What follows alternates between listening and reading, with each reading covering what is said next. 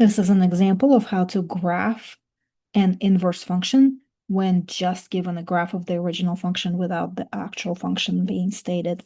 So in order to do that, we have to identify the cornerstone points in the function. So for this first one, I'm just going to get the endpoints here. So list the points for the original function. The first one, the just xy coordinates, the x coordinate is -5, the y coordinate is -3. Second point, -4, 2. Third point, 2, 7.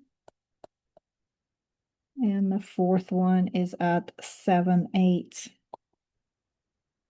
Now, to identify the points for the inverse function, we just have to flip-flop the x and the y coordinates. So -3, -5, 2, -4, 7, 2, and 8, 7. We'll go ahead and plot those points and connect the dots.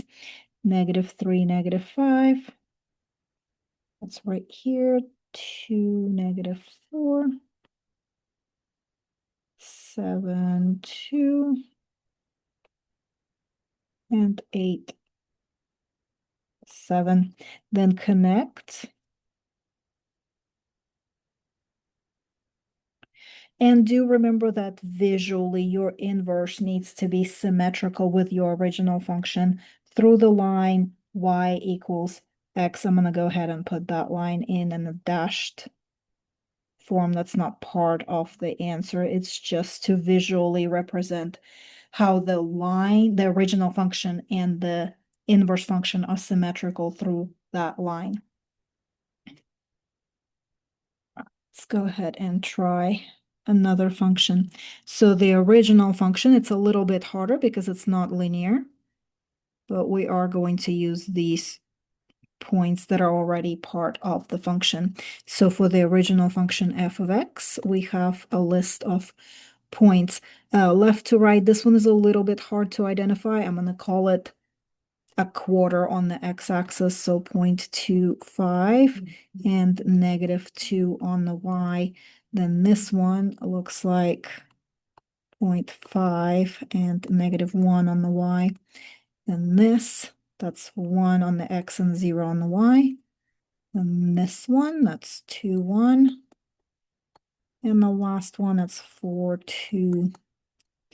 We'll go ahead and flip-flop the xy coordinates to get the points for the inverse.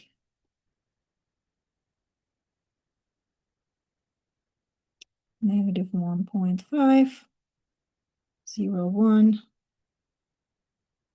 1, 2, and 2, 4. We'll go ahead and plot these.